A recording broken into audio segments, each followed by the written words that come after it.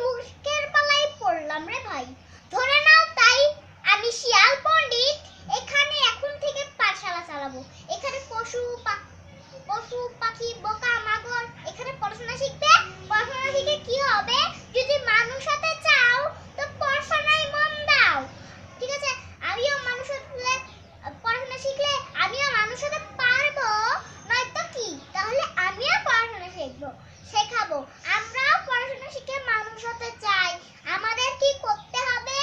আমরা শিখবো।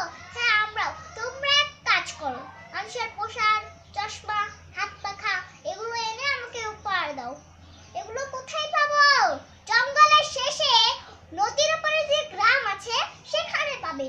তুরুত করে যাবে আর ফুরুত করে নিয়ে আসবে। ঠিক আছে তাই হবে। লা লা লা লা লা।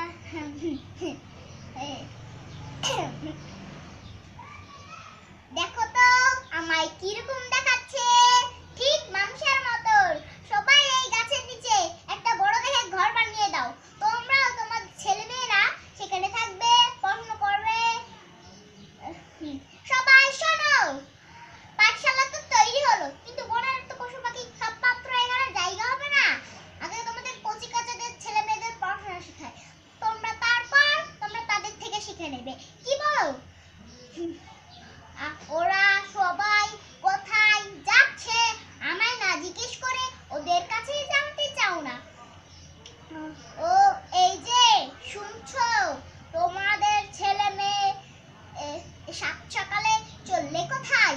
শিয়াল পণ্ডিতের পাঠশালায় নিয়ে যাচ্ছি। ছেলে মেয়ে মানুষ করতে হবে না, দেখেছো?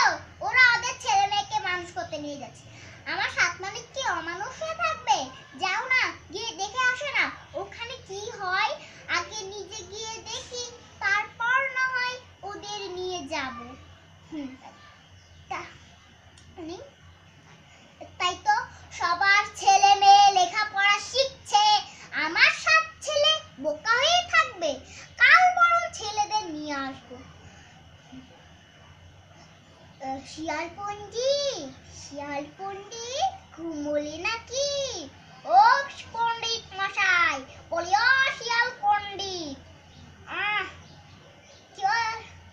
কি ব্যাপার, তোমরা কি চাও? কাঁচা ঘুমটা ভাঙিয়ে দিলে তো? পাপুরে দিও না নিরালুই, আমরা তো আসলে চোখে দেখতে পারি না। আচ্ছা পণ্ডিত মশাই, আমাদের ছেলে মেয়েরা কি পড়াশোনা করে মানুষ হতে পারবে না? ও এই ব্যাপার, তো আমি কি করতে পারি বলো? আমি একা মানুষ, দিনে পাঠশালা চালিয়ে রাতে ক্লান্ত হয়ে পড়ি, বিশ্রাম তো নিতেই হবে। কি বলো?